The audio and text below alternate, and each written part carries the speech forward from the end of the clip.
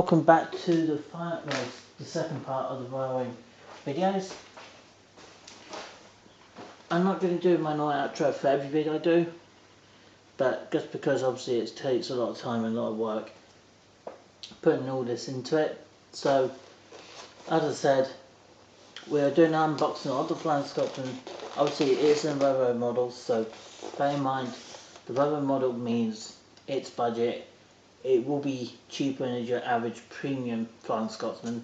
The chaps to when I bought this train in Plymouth, the little railway shop they had there, they were very nice. They were calm, they were patient, and obviously I was sitting there being patient about the chap putting it in there, and I was just calm, and I just wanted to be patient, because if I don't be patient, especially when it comes to models or the people trying to be careful of putting it in, because these boxes, okay, these prototyping boxes, I know why Hornby got rid of them, and they copied the idea of what Batman did.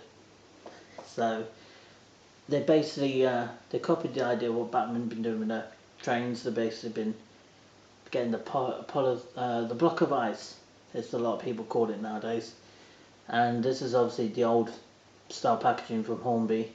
So you know, it's one of those things, you have to be jolly careful though.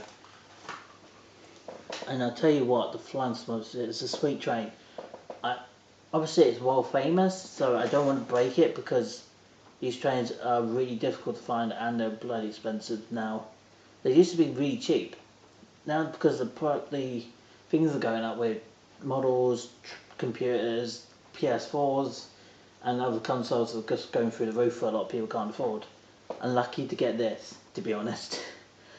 And what was it? The same day I bought my games as well.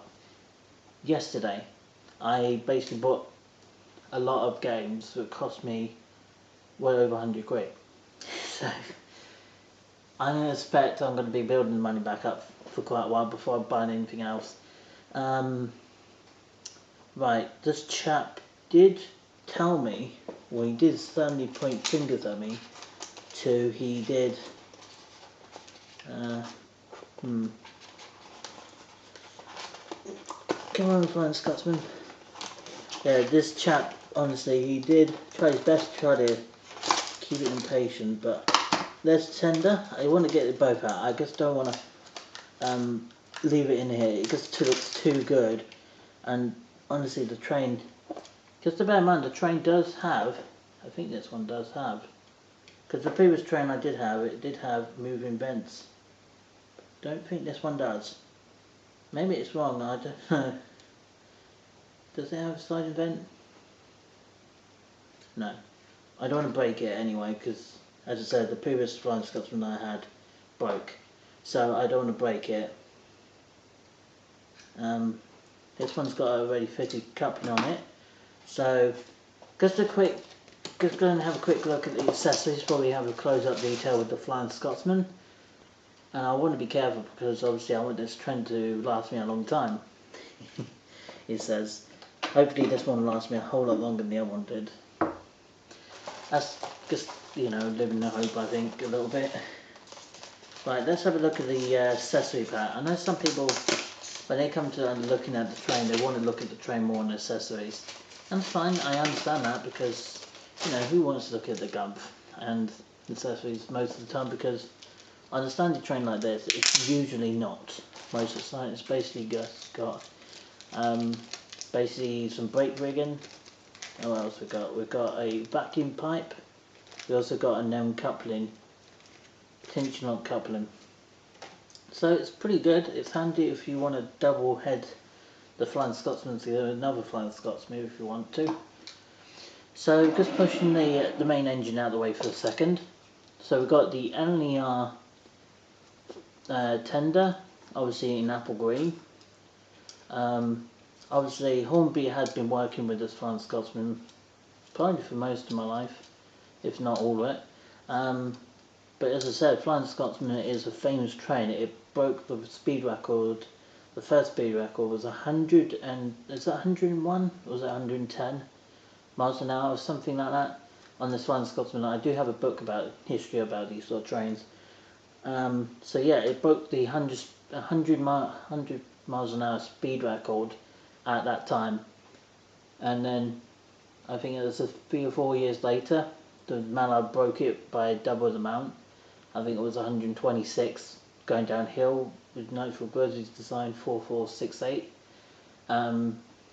Obviously the train, the A4 broke it a few 3 or 4 years later. It could be in the same year, for all I know. It broke it some months later, and then obviously the Flying Scotsman broke the first one, and then Mallard broke the second one.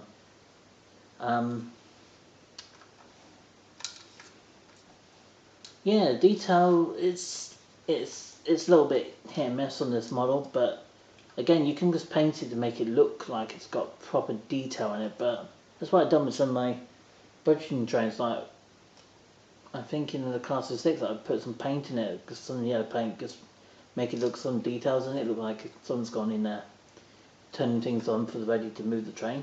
It's pretty cool. So I've done that. I wouldn't do it to this train straight away because obviously I've just got it. I want to see how it runs before I make decisions to what I would do with it. Yeah, so that's the tender. It's a corridor tender, so it used to be whoops, I haven't broken anything, have I? Nah, I'm alright. That looks a bit sorry for itself. Yeah, pretty nice tender. It's a little bit budget, but you know, it's a Volvo model after all, so you can't expect perfection, but it's nice for what I paid for it basically. Oh no.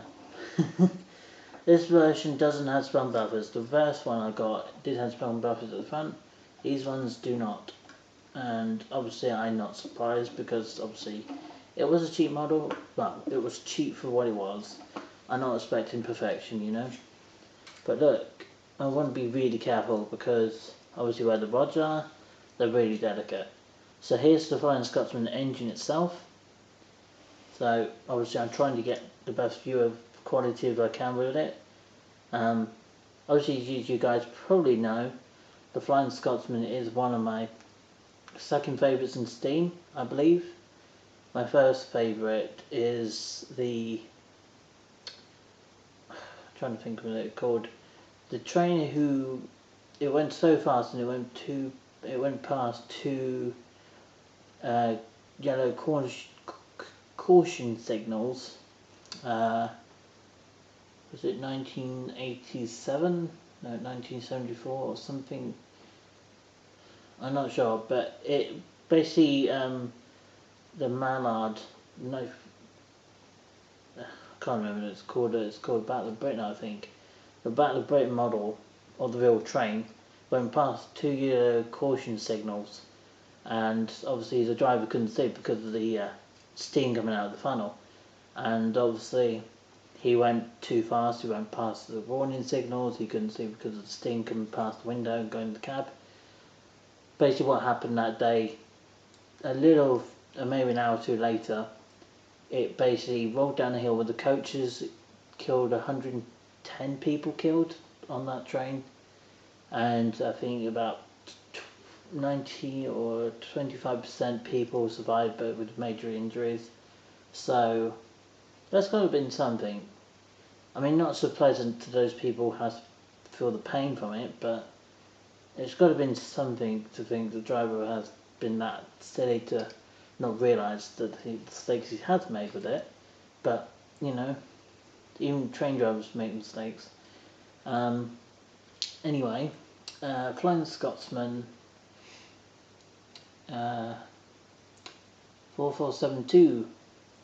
Anyway guys, detail is pretty good, just to show